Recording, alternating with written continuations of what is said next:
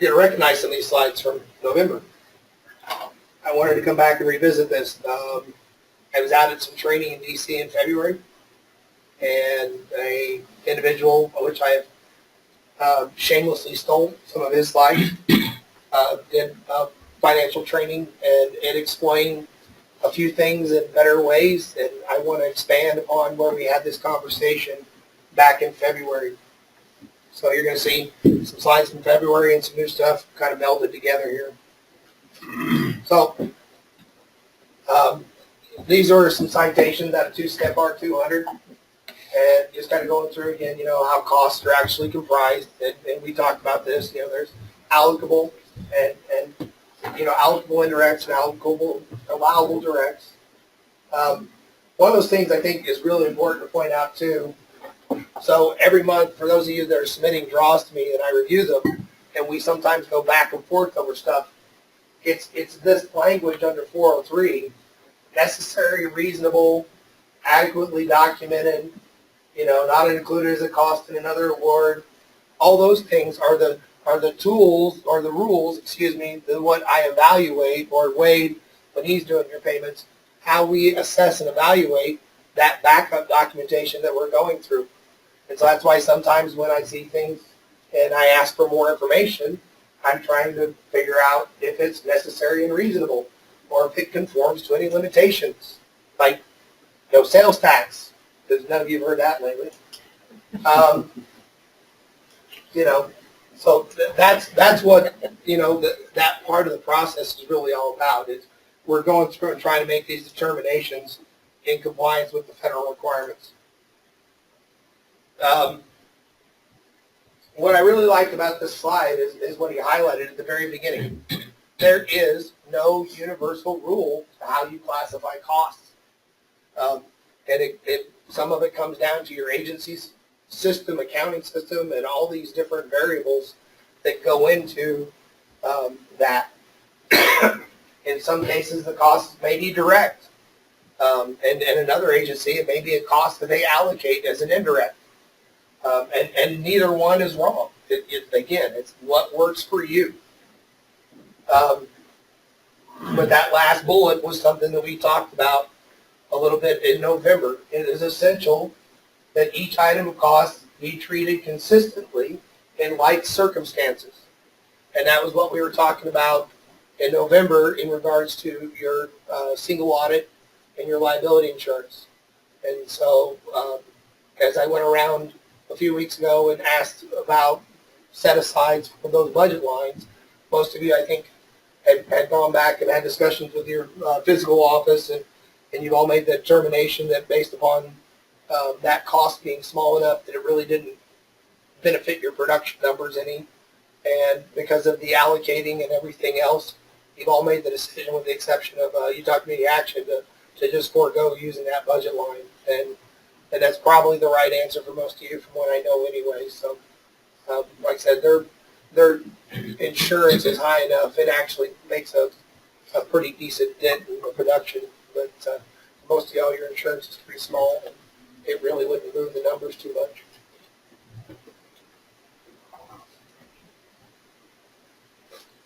And so this was something that we had from back in November, what are direct costs? And again, directly accountable to a cost objective, such as a particular project, facility, function, or product.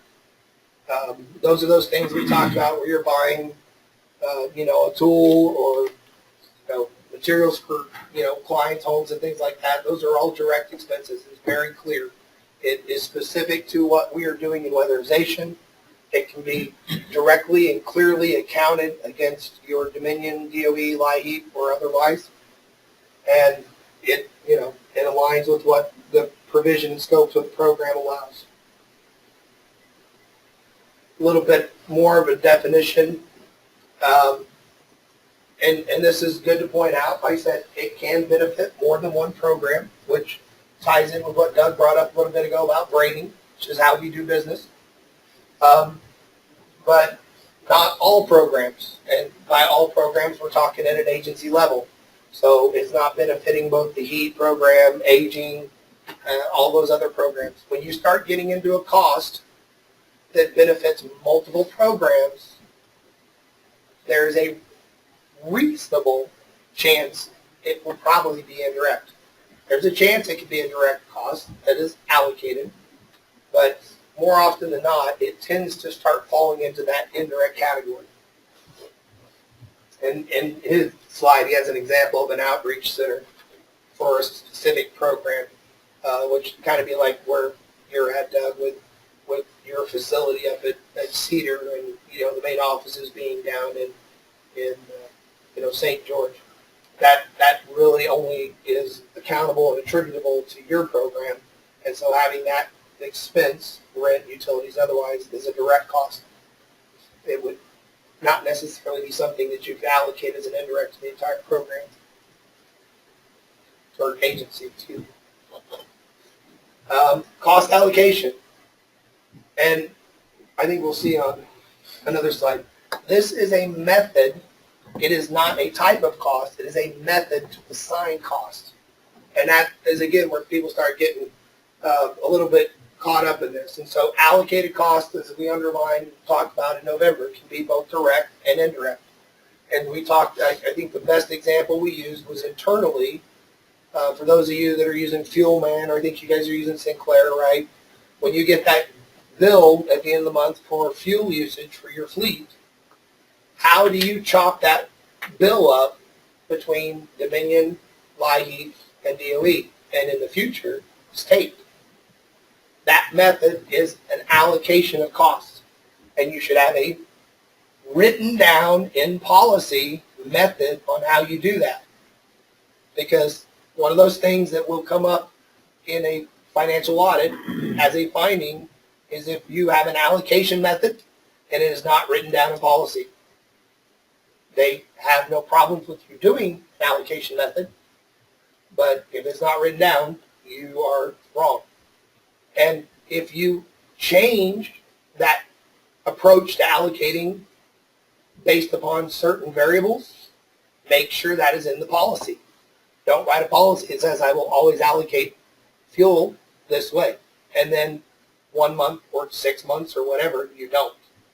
So make sure that that policy matches what you do. It's okay to have it, if there's a reasonable, logical reason why you might adjust that on a monthly basis or an annual basis or something. It's good. That's okay. But write it down. If you don't have these methodologies, so even and this is not something we're talking about necessarily taking place in your physical office with your financial officer. We're talking this is happening in your weatherization office when you're coding your own invoices. When you're splitting that invoice between two funding sources, that is an allocation of a direct cost. You need to have something wrote down about how you're doing that. Yes, sir. So, like our fuel comes from whatever the fuel card is. So, a portion of that is allocated, or a portion of that goes to weatherization. So they send an email saying, how do I want to pay this? So basically, I should have something written down that says, okay, I'm going to pay 33 1/3% with DOE, 33 1/3% with LIHEAP, 33 1/3% with Dominion. Unless I run out of one of the funding sources, then I will adjust the percentage. Is something like that Yes. acceptable? Or the only thing that I would caution, if you are allocating across multiple funding sources, there's a term I'm going to bring up in a few minutes, and we talked about it again in November out of the basin. It is called reasonable base. What is the reasonable basis for your allocation method? And so what would be the reasonable base to divide equally in thirds across all three funding sources?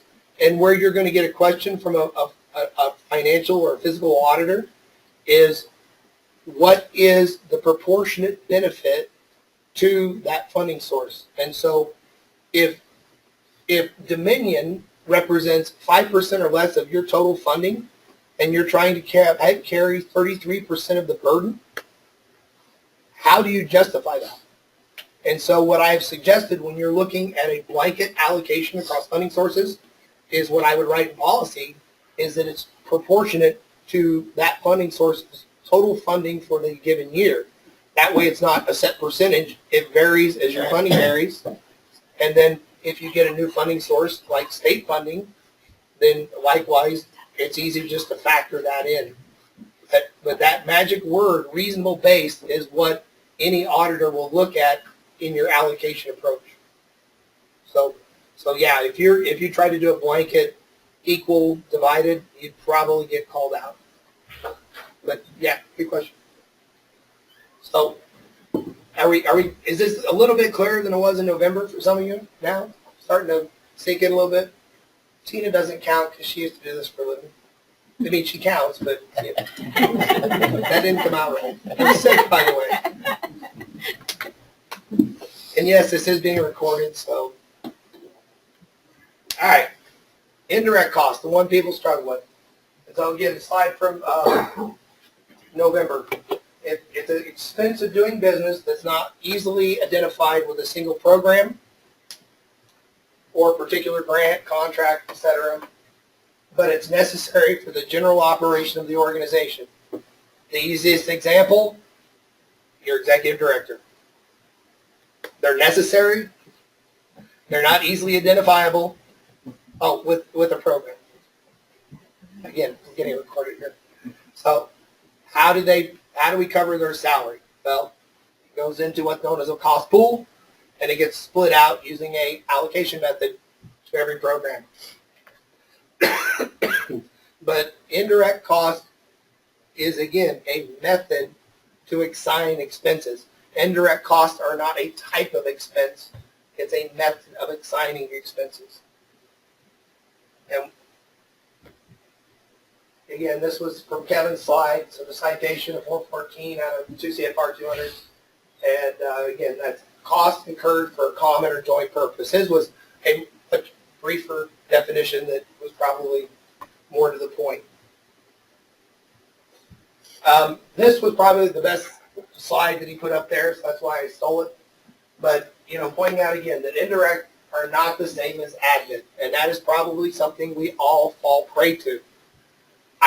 This is one of these things I was telling you all in November. I had this gut feeling about some things, but you can't find any kind of language in 2 CFR 200 because 2 CFR 200 never discusses the concept of a budget line. When you look through 2 CFR 200, all it talks about is the federal award, and it's talking about the whole pile of money. But yet all of us, my award from DOE, your contracts from us, they all have these individual budget lines. And the question we've always been struggling with is where do we book those expenses, And that's what we've always kind of been led to believe, is that an indirect cost is automatically an admin cost.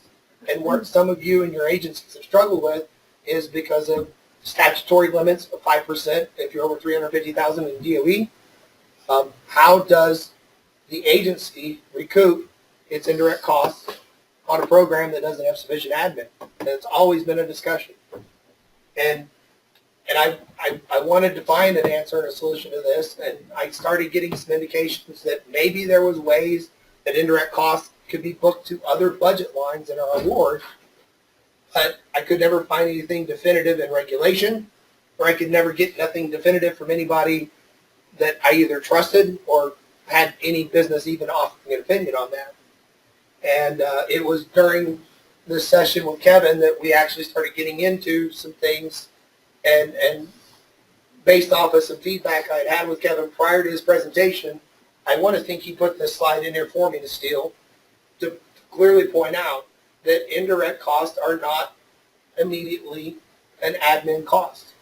There are certain specific federal programs that have statutory language that states that it is. In TANF, for example, there is language in TANF that specifically states indirect costs must be admin. But under DOE and LIHEAP, that language doesn't exist. And so that question, and the reason we're going back through this with you all today, is to specifically address the application of indirect costs to budget lines in your weatherization contracts. And so again, Admin is a type of cost. It can be assigned as both a direct and indirect in some cases. And one of those things that I wanted to point out here is admin expenses are expenses that are associated with, as the name implies, administering the program. Examples of admin activities that you all do on a regular basis are employee evaluations, reviewing and approving time cards. Like I said, we talked about your executive directors. That would come over as an indirect cost, but that is a true admin cost. Mm-hmm. And then finance charges to your program, your physical office, what they're billing you as an indirect cost, that is an administrative expense. It is necessary to ensure the program functions properly.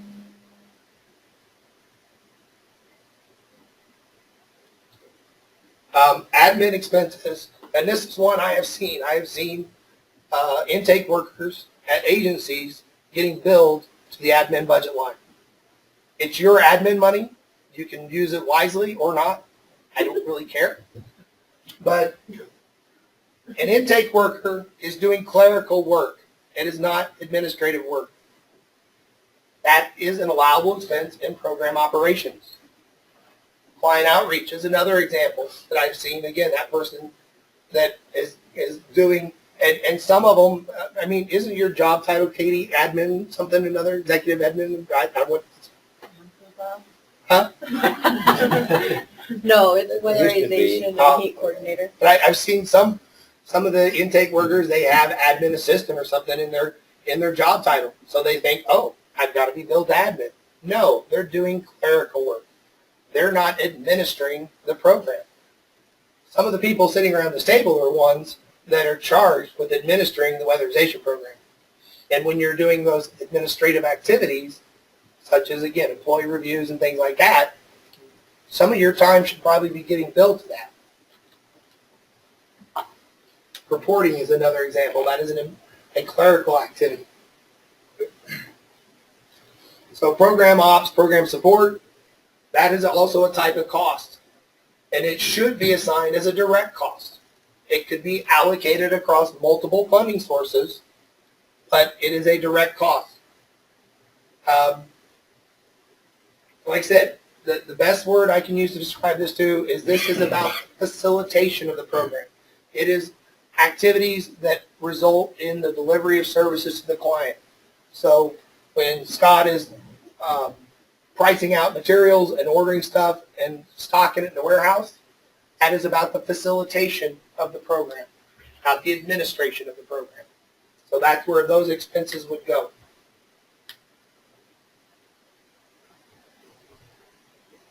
There could be, and this is what's important, here's the meat and the sandwich. There could be indirect costs that are allowable under your program operations budget line. And what we were talking about a little bit ago, Doug, is the reasonable base for that cost pool needs to align with the allowability under a specific budget line. And so the allowability under a program operations, program support budget line is facilitation of the program, right? Delivery of services to the client. So if you have an IT cost pool in your indirect cost plan, or whatever you're using, the reasonable base, 99 times out of 100 for your agency, is number of machines assigned to weatherization. What are those machines being used for, Scott? Facilitation. If you have even your own server, that server, if it's dedicated to weatherization, facilitation, right? If it was a server used by everybody, indirect, admin, right?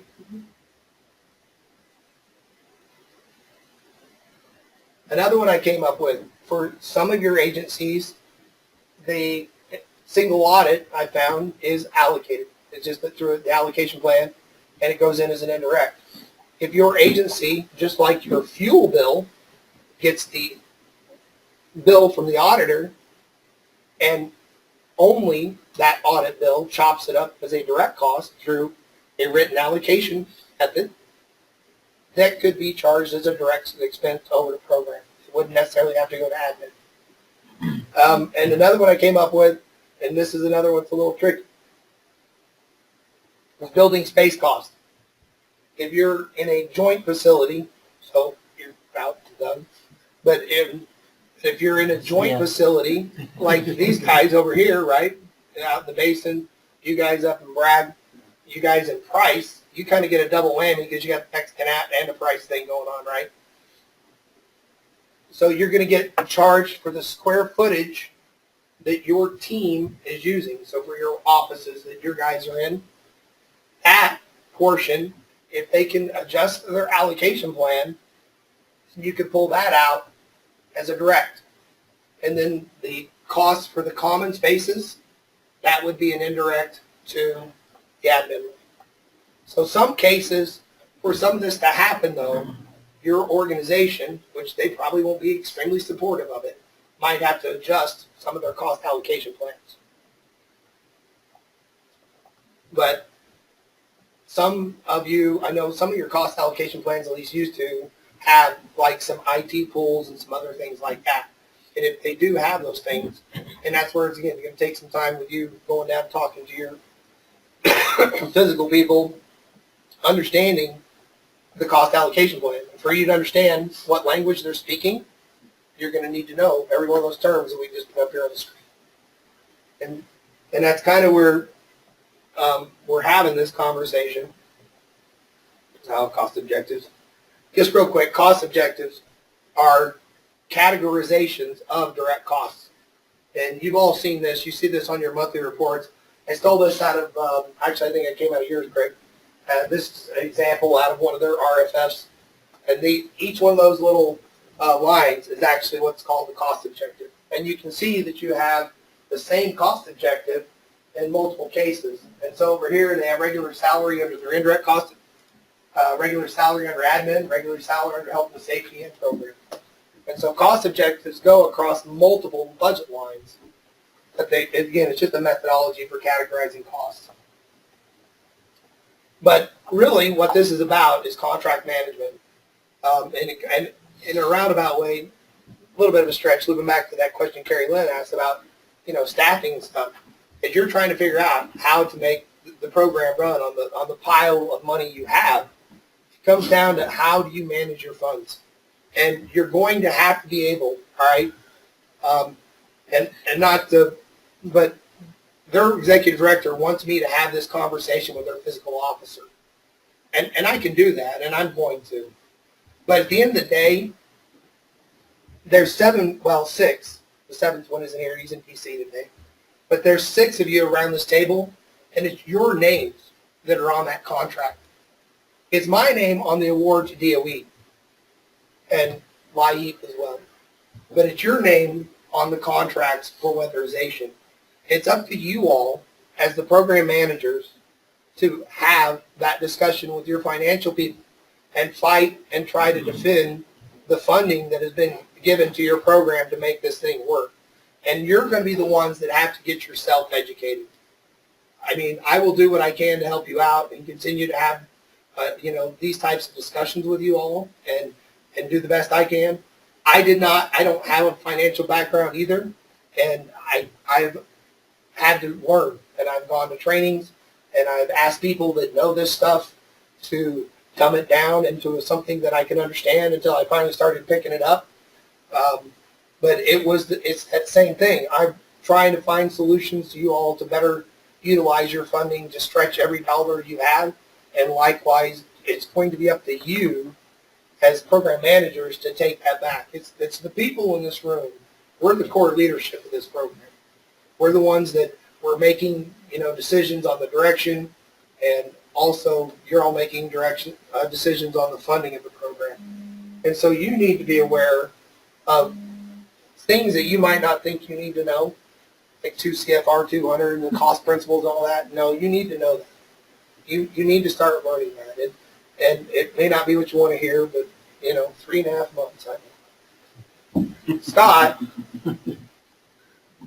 Yeah, I'm trying to help Scott. I'm trying to learn a little bit. Slide your chair back. Just let it flow down straight. So back to the IT pool. Yeah. So let's say that I have an indirect cost, an IT pool that, is down in St. George. Yeah. Okay, and I, through an indirect cost, contribute to that. But yet, when I have anything happen to any of my computers or anything in Cedar City, I just call Mount West, have them come, they bill me direct. Is that like not good? I'm putting into a pool, but what are the costs that go into that pool? And so like how much do they allocate? what are they actually charging you for? So because again, we talked about, where are we at? Wait for it. So an indirect cost is a methodology to assign expenses. So what are the expenses that are going into the IT cost pool? And if they're not, you're talking about any surface work is a direct cost because you're contacting the third party and this person is coming over and doing the work. So that is a direct cost allowable to program, right?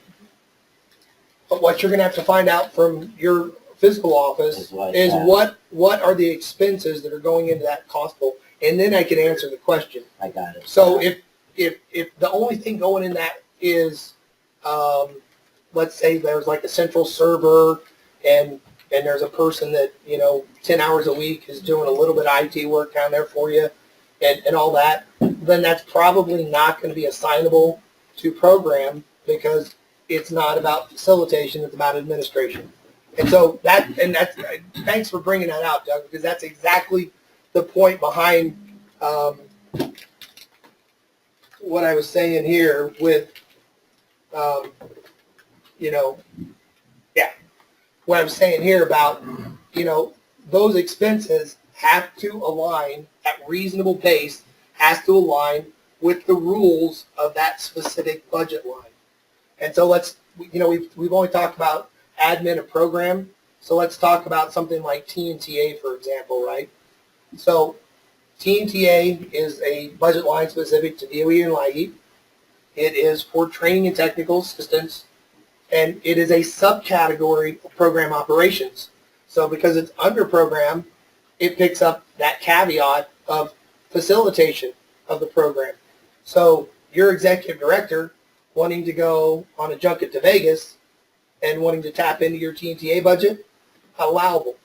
At T&TA dollar is only allowable training and technical assistance directly associated with the facilitation of the program. So we'll take another scenario here. So let's say you're a financial person, and this never happened in Housing Authority ever. They want to go to the big physical thing in Vegas, and they see this nice, juicy T&TA budget line sitting there on these contracts, and they want to bill that. And, well, they do the financial for weatherization as well. But their cost allocation methodology has physical, rightly as it should be, as an indirect. So, again, you can't tap into that budget line because there's no reasonable base to associate that. And you can't take what would normally be an indirect cost that's allocated and magically wave a wand and turn it into a direct cost. And that was the other thing they wanted to do was, we'll just pull the weatherization portion out and direct bill it. No, you can't do that. Be careful when you say they. That's not, They. That's not Yeah, me. they. That's not them. You're not, you're wearing a shirt that says what today, Matt? Yeah. Yeah. So if you wore the wrong shirt today, Fired. you would have been they. Okay. No, I still wasn't they. Yeah. But that was a battle that we had a couple of years in a row down there. They were trying to find ways to send their executive director and their finance people and tap into the weatherization training budget. No, that training budget is specifically reserved for training activities directly associated with facilitating the program. Now, let's throw the variable of a weatherization coordinator wanting to do some administrative training. Again, as the administrator, they directly facilitate the program. That's allowable. Okay? So you could go to management training that's not weatherization specific, still bill over. So, So if the executive director went to weatherization training. Well, if you could get them to put on a Tyvek suit and climb under a mobile home with 45 rattlesnakes, I'll Will you consider it. please take a picture of I'll it so we can all consider see those? I'm not promising, I will consider it. And it's going to be for something like, I don't know, snake bite training. So I'll think about it. But I would carry Lynn, I want video. Especially with Brian, because I'm not seeing that happen. Oh, yes, we want a video. Well, Travis or Russ might actually do it. I know. Might. Well, Russ do I it, was gonna say Travis might. I don't know that Russ, but I'd love to see Russ. but it would be funny. Yeah, Russ We is would too want close to to it. video it. You get him in the right mood, he might do it. Yeah. And he's On a kind of like Saturday. Doug, where he's just about done. So. Yeah, he's a little bit like that. A little? A little bit, yeah. Yeah. At our last meeting, he announced how many more months. So, Like Doug. He's like you. Yeah, He's right there. that's- He's And he's like, counting down. In fact, Travis corrected him that his number was too small. Tried to sneak out early. Yeah. Travis was like, wait. And of course, who would be keeping an eye on that? Travis. Mhm. So, as we rehash this and walk back through this now, I hope, one, it's a little bit clearer for some of you that may have left Roosevelt a few months ago, scratching your head. But two, I hope you also see and understand why this does actually pertain to you, and it is important that you know and understand this. Because, again, ultimately, at the end of the day, it's up to you guys and gals to administer those contracts and to fight and defend these expenses. And the way you're going to win that argument, and then you're not always going to win, but the way you're going to go down the hall and have a reasonable argument with this is being educated. It was, I fessed up to you all out in November about how we had been absorbing the direct expenses for the training center in our budget forever. And it was because I took the time to get educated and understand the federal cost principles that I went to DWS financial director and said, we're not in compliance. I've been eating these direct costs. According to this, you're allocating rent across all of DWS. My expenses need to be going into your allocation plan. Thank you very much. Please send me a billing code. Took them a month, but they came back and they said, you're right, here's the billing code. And so, you know, it can't happen. You know, once you have the rules on your side, you know, there's what they want to tell you, but most of them, they know sooner or later they'll come out in an audit. So